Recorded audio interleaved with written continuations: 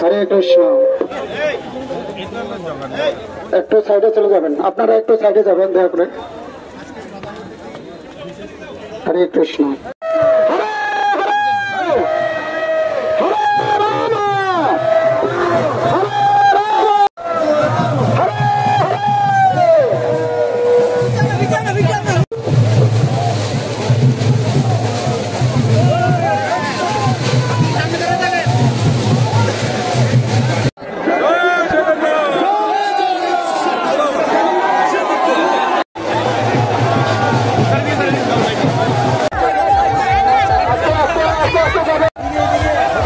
আস্তে করে আস্তে আস্তে যাবে।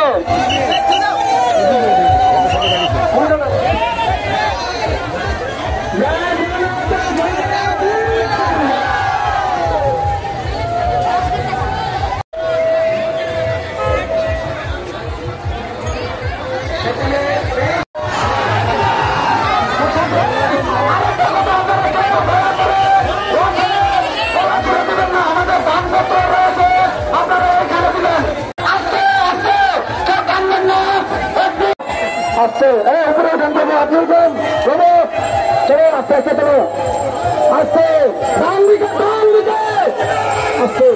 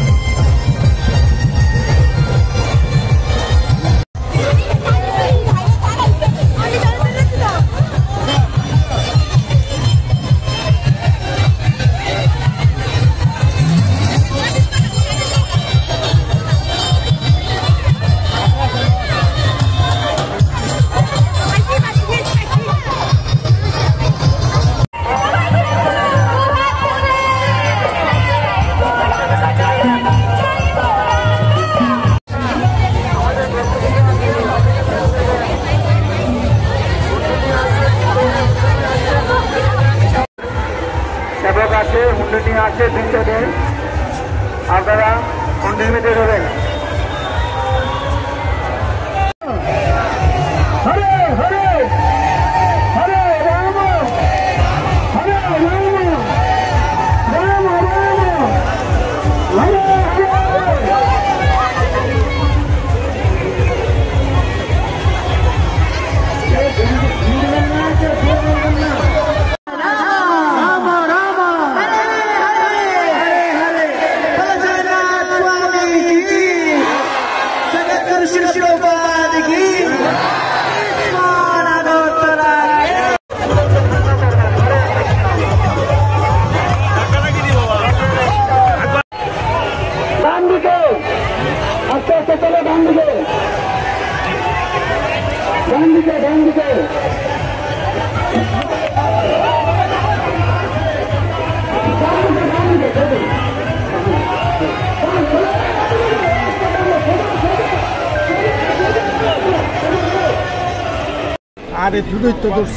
সবাই মন্দিরে আমরা পূজা অর্চনা করি, কিন্তু মন্দিরের বাইরেও এই জগন্নাথ এই রথযাত্রার সময় উনি বেরিয়ে আসেন, মানুষের সাথে মিশতে আসেন, মানুষের সমস্যা সম্পর্কে জানতে চেষ্টা করেন।